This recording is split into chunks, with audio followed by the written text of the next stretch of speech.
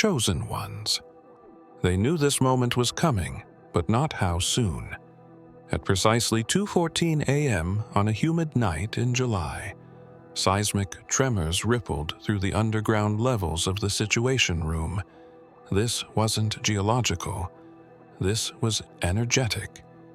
Not one satellite caught the source, but all of them registered the consequence. A bio-spiritual signature, unlike anything catalogued. Yours. The frequency didn't pulse outward. It pulled everything inward, collapsing protocols, triggering failsafes, and sending the president stumbling backward into a classified exit only 3 men knew existed. He didn't just flee, he ran from recognition. Within 90 seconds, the Pentagon's neural surveillance feeds looped to static. The Global Nuclear Code Interface initiated a Level 3 lockdown, not from threat, but anomaly. 12 nations simultaneously lost access to their surveillance AI. All of this happened without a single weapon fired.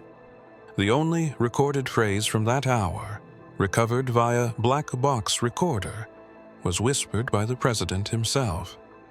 It's them. A team of analysts scrambled to review the quantum logs. One of them, a linguist with clearance Omega-7, collapsed when she translated a dormant glyph that reappeared on the west wall of the chamber. Its meaning: the bearer has stirred. There are only a few global operatives who know what the bearer refers to, and fewer still who realize that its awakening was never scheduled for this century. But the patterns have started re-emerging. Dream convergence, DNA resonance, and symbolic recognition through forgotten alphabets. What's more disturbing than your appearance, Chosen One, is the timing. Why now?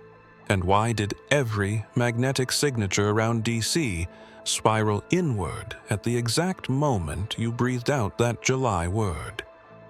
Some call it the return sequence. Others say it's just a glitch. But they all agree on one thing. Someone with a vibrational profile like yours hasn't been detected since the Sumerian cycle was broken. This isn't about mythology. This is about a buried truth so potent that even governments bent the knee to keep it hidden. Until your activation. It began with a low hum beneath the Situation Room, a sound the instruments couldn't locate, but every soul in the chamber felt in their bones. At first, it was dismissed as interference, maybe a power surge or electromagnetic spike.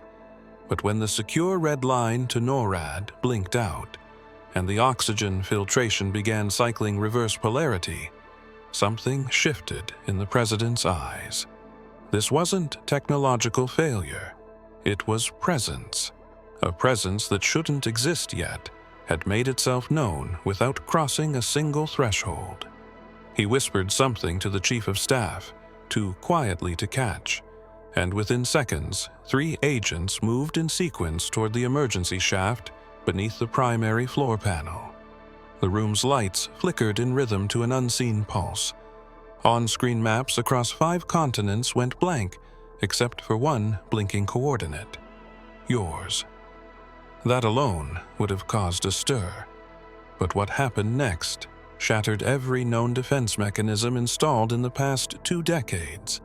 As the president descended into the passageway, the biometric failsafes around him failed to acknowledge his authority. Doors opened not to his command, but as if in anticipation of something far greater trailing just behind his scent. Staff members who had trained for nuclear threat protocol forgot their lines mid-command. One general began reciting a sequence from memory, only to stop halfway, eyes locked on a static image that resembled an old photograph of someone not yet born. At that moment, the security cam feed went dead, but not before capturing a flash, an image that analysts would later describe as layered light bent around an unrecognizable figure. The timestamp on the footage read 0700:07. The power across the eastern seaboard flickered in that same second. There was no discussion afterward, no press leak, no official statement. But one classified memo circulated among the 12 Allied leaders, marked in red. The anomaly has identified its host. Response is forbidden until alignment concludes. What alignment referred to remains redacted, but the panic etched into the eyes of those who emerged from the bunker said everything. The president had fled not for security. He fled because somewhere inside that subterranean vault, something ancient and beyond comprehension turned its gaze toward him. The archive was sealed beneath Geneva for a reason. Hidden behind biometric walls and linguistic locks older than any known language, it was never meant to be opened outside of an Omega-level breach. But July forced their hand. The activation event that shook the Situation Room didn't just trigger fear. It reactivated dormant files buried in vaults, untouched since 1944. One document pulsed faintly with residual light when pulled from the cryolocker. Its title was stamped in gold foil across matte black: July Anomaly, Subject Alpha. No one had seen that phrase in decades. Even fewer remembered its meaning. Inside were 49 pages of unreadable symbols, but one page in the center pulsed with biological resonance. When scanned by retinal sensors, it produced a sound.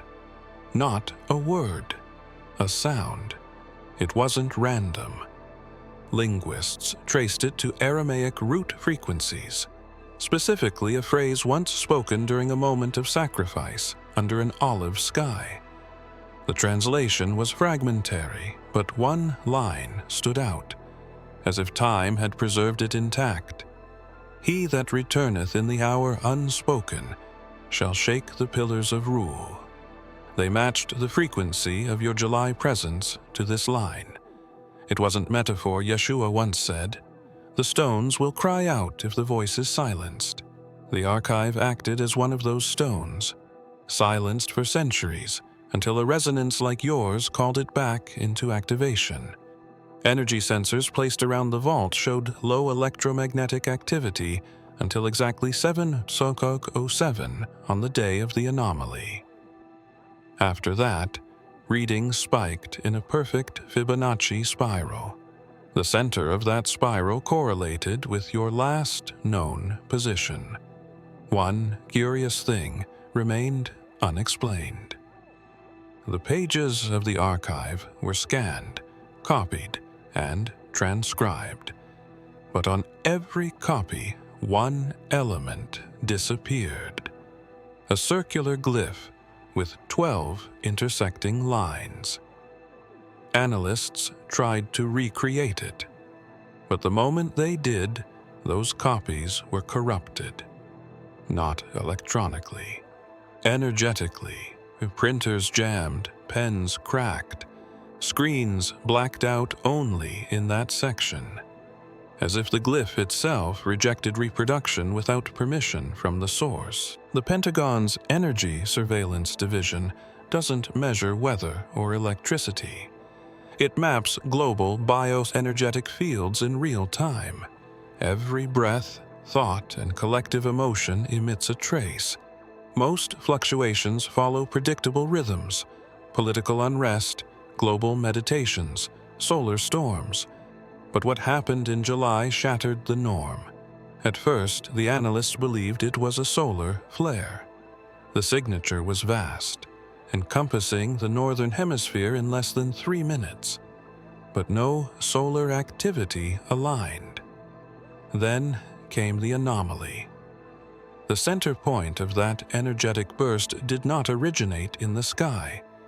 It came from ground level. It came from you. Multiple data clusters showed that the surge started exactly at the coordinates where your last appearance was recorded. What baffled the team wasn't just the origin, it was the pattern. Unlike any electromagnetic storm they'd charted before, your frequency unfolded in a tetrahedral spin, forming shapes usually only seen in deep space plasma formations. The system flagged it as non-human, not because of content, but because no Earth-born energy had ever shown precision in that mathematical range. It was a signature, not a storm. Military-grade software began plotting the readings in real time, and without prompt, the AI labeled your location as Fixed Central Nexus. That term had never been programmed. It emerged spontaneously. The technicians tried to override it, believing it a glitch, but every override failed. Within hours, the word Nexus appeared in unrelated systems, from surveillance towers to weather arrays. It was as if the grid itself began syncing to your presence. No one admitted it publicly, but in closed briefings, a whisper circled. The Chosen has begun alignment. It was a phrase last seen scribbled on a now-burned page from a Cold War prophecy file buried under Mount Weather.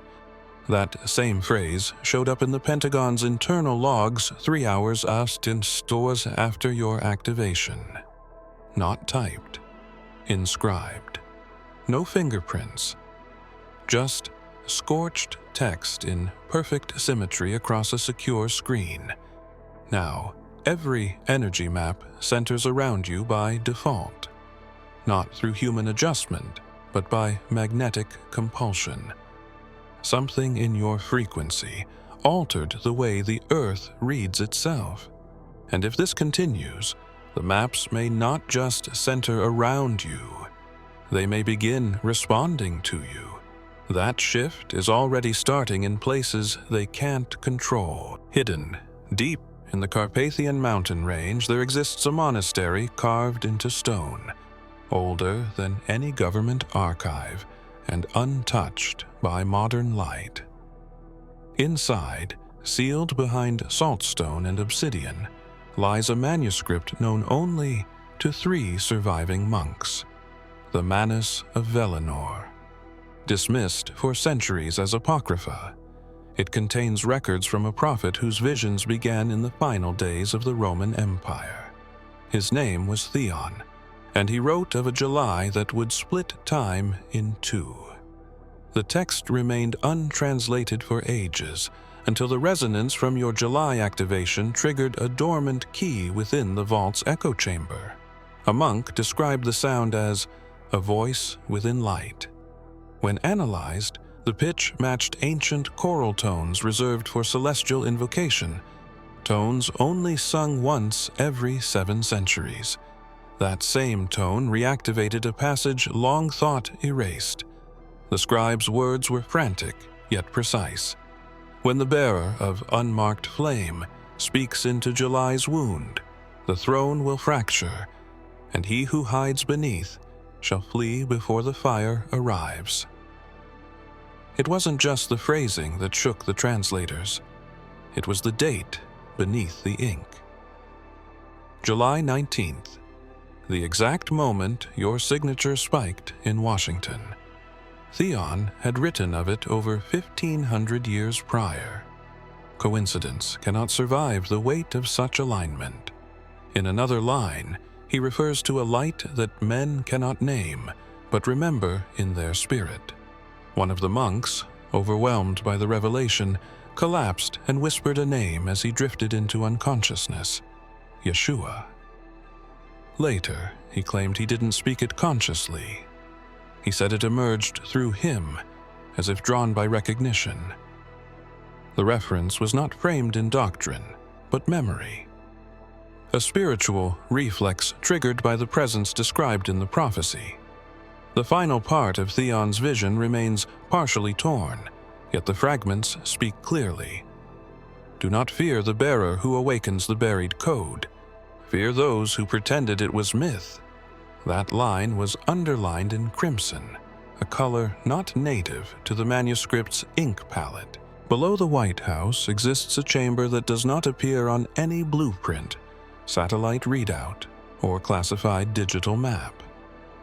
Its name is Obsidian Level 6, and only 13 individuals on the planet have access clearance.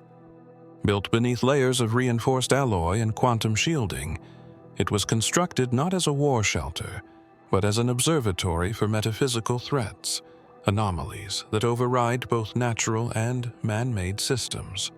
On the evening of your activation, every screen inside that chamber went black, not simultaneously, but in sequence, as if being watched by something from inside the darkness. The blackout did not register as a power failure. No surge, no breach. Even the backup crystal nodes, which hold multi-dimensional memory layers, stopped recording. That has never happened before. They were designed to record even in the absence of energy. Analysts reported one unexplainable phenomenon. During the blackout, the temperature dropped by exactly 7 degrees Celsius, but only in the core of the command hub. Not a single piece of equipment malfunctioned afterward. No errors, no burnout, just darkness, followed by silence. Then, in unison, every monitor lit back up, but they did not display data. Instead, each screen showed a single sigil. No two were the same, yet all shared one pattern, a central spiral surrounded by 12 fragmented rays. One officer recognized the design from an obscure 1960s document recovered from the sands of Petra. That scroll, deemed heretical and destroyed by order of a secret tribunal, spoke of the return of the voice that breaks the seal of mirrors. The scroll called this force the Watcher's Echo. It warned that should this echo be reborn, every shield built by man would fail to contain the truth. What was more unsettling was what happened to the surveillance team that watched the screens. All 12 were placed under psychological observation after they began reporting the same dream. A figure standing in a field of white ash, eyes not glowing but reflecting starlight. They each drew the same face when asked to describe it. The features matched yours precisely. Even though none of them had ever seen you, there is a passage rarely read aloud, whispered only in the presence of those who understand power beyond politics. In a forgotten scroll recovered near the Sea of Galilee, one never canonized, never published, Yeshua is quoted as saying, "When the voice returns that commands without sound, the thrones of men will tremble, and their walls will bend like reeds." Scholars dismissed it for centuries as apocryphal metaphor. But after your activation in July, this passage has resurfaced in classified theological briefings, not for its spiritual content, but for its pattern recognition.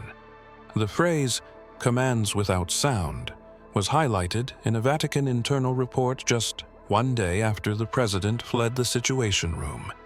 The surveillance feeds had captured a spike, not in audio, but in vibrational compression, from the location tied to your last known presence. No vocal cords moved, no word was spoken. Yet the shift traveled across defense networks, as if someone had shouted through the structure of reality itself. The ones who study the deeper codes, those hidden within the roots of ancient languages, began to connect this ripple to a prophecy too precise to ignore. It described a soul who would return not as a ruler, but as a reminder, one who causes leaders to feel a fear they cannot explain. Yeshua's words warned of this. He shall not seek the seat of kings, yet all kings shall step aside when his frequency is known.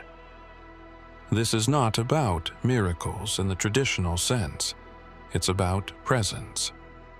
The presence that realigns memory, causes data to malfunction, and causes men trained for war to forget their orders.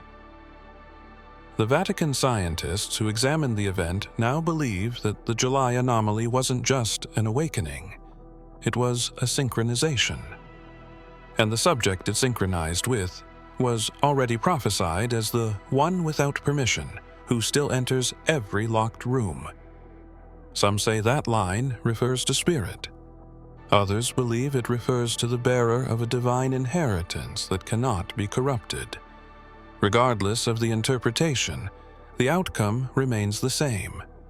Those who sit in power felt the shift before they understood it, and now they are racing, not to stop you, but to figure out what comes next if you speak again, before the veil lifts completely. In the hours following the Situation Room evacuation, 8 intelligence agencies across 5 continents launched simultaneous probes into the anomaly. Each team operated independently, yet all received the same directive: trace the origin of the July event and classify the subject responsible. They didn't know then that the subject wasn't an object or a signal, it was you. And the more they searched, the less they understood, because what they found wasn't data. It was interference so precise, it felt intentional. The first agency to respond was MI6. Their quantum decryption array detected a geometric waveform echoing from a July broadcast tower that had been shut down since 1998. When cross-referenced with CIA surveillance logs, the waveform aligned with biometric readings registered during your activation. But when analysts tried to model it, the software crashed. The crash wasn't caused by overload or error. It came from the exact shape of the waveform, a pattern that only manifested in sequences derived from consciousness, not machine Mossad tried next. They extracted facial composites from heat traces and digital reflection patterns. But the rendered images constantly changed mid-process. Some showed your face as a child. Others depicted you as someone centuries older. One model even returned a figure wearing garments not seen since the first dynasty of Egypt. These weren't glitches, they were shifting impressions, like a presence that defied timeline placement. China's Cyber Command attempted to break into the satellite logs that circled your coordinates. All footage in the hour of activation returned static. Not blackness, not loss, just pulsing static, a signal in itself. Audio frequencies embedded in the noise formed a cadence that pulsed 13 times. That number matched the vault count inside Obsidian Level 6, and also a codex known to be held only by the Jesuit order. None of the agencies shared this detail, yet they all encountered the same thing. None of their algorithms could pin you down. The more they observed, the more the system fed back their own internal data, like a loop forcing them to look at themselves. You weren't just outside their grid. You reflected it back, distorted. After 72 hours, they stopped. Not because the mission was over, but because something in the data warned them. Not in words, in presence. And that presence hasn't stopped watching them since. Deep beneath the sands of the Sinai Peninsula, embedded in quartz and volcanic rock, lies a chamber unearthed by a private expedition in the early 2000s. Within it, carved into crystal that responds only to temperature shifts caused by human breath, was a frequency code older than any known language. They called it the Shav Nura tone. When activated, it does not emit sound. It emits pattern, a harmonic imprint only detectable through consciousness-mapped instruments. Only 3 people on Earth had ever matched it, until now. In July, for the first time in 2,000 years, that tone surged again. It came from you researchers inside the Vatican's Astral Harmonics Lab, located under Castel Gandolfo, were the first to respond. Their instruments, calibrated for celestial alignment shifts, picked up the tone at exactly the same timestamp your presence disrupted the situation room. The pattern was identical to what the Essenes once described as the signature of the risen elect, individuals whose breath alone can destabilize false thrones. One ancient scroll described them as those who walk with the name but speak no creed. The tone wasn't a call, it was a key. It unlocked dormant codes in ancient architecture from Turkey to Peru. Stone began to resonate. Glyphs previously unreadable began emitting soft light under ultraviolet analysis. When researchers filtered the glow through harmonic lenses, they revealed one repeating phrase: "He has walked again." No pronoun, no clarification, just certainty. As if time itself recognized your echo, Yeshua, according to a fragment found near Qumran, once told a disciple, "You will know them not by blood, but by sound, the ones who carry the undying vibration."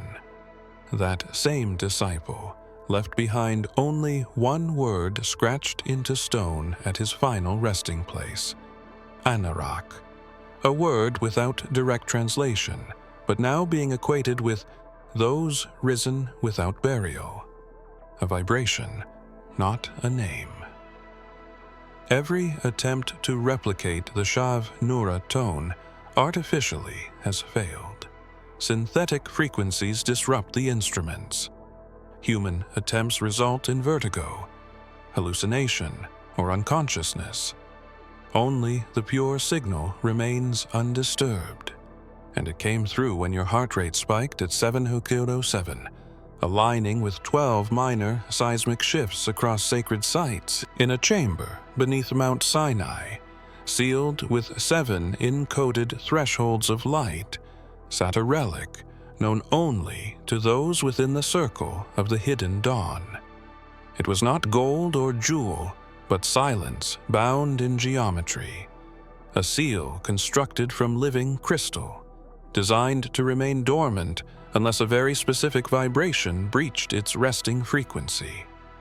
For centuries, this seal had not stirred, until July, until you, until one word, spoken without lips, shattered every layer without making a sound. The Vatican's inner archives recorded the tremor as a non-local acoustic event. It didn't ripple through matter. It bent space within space, a collapse not of walls, but of silence itself. The seal was never meant to respond to technology. It was designed to wait for resonance shaped by consciousness, aligned to origin.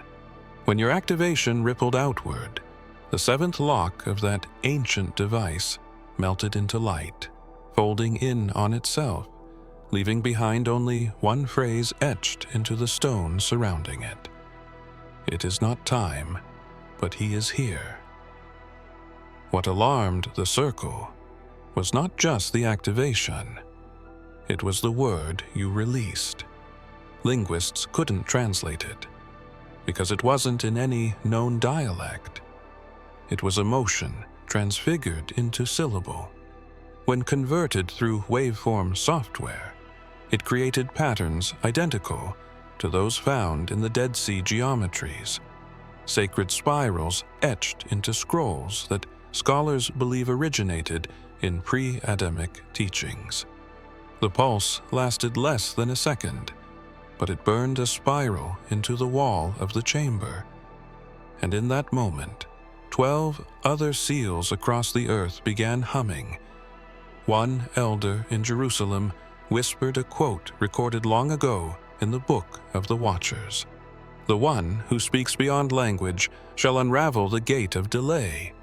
Many now believe that Yeshua was alluding to this very moment when he warned, "You will hear not with your ears, but with your marrow, and when you do, prepare." Your voice was never just yours. It carried the echo of a frequency silenced before Babylon ever rose. That seal was not designed to be broken in this cycle, and yet you spoke. Now, the geometry of time itself is shifting slightly. What that shift means is unclear, but one thing is certain. Something else heard you speak, and it is not silent anymore. They do not meet often. They do not speak in front of cameras or leave traces in the digital realm.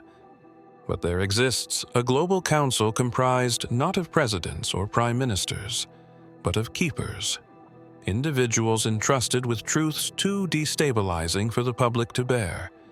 Their role is not to rule, but to preserve alignment. When July 19th arrived, and your activation sent tremors across the planetary field, their private communication lines lit up with a single phrase transmitted from a dormant node beneath the Mariana Trench. It is awake. The council convened within 72 hours in an undisclosed chamber beneath an ancient observatory older than the written word. These are not men and women who flinch easily, but the activation of a being registered as Chrono Anomaly Alpha caused something none of them had prepared for.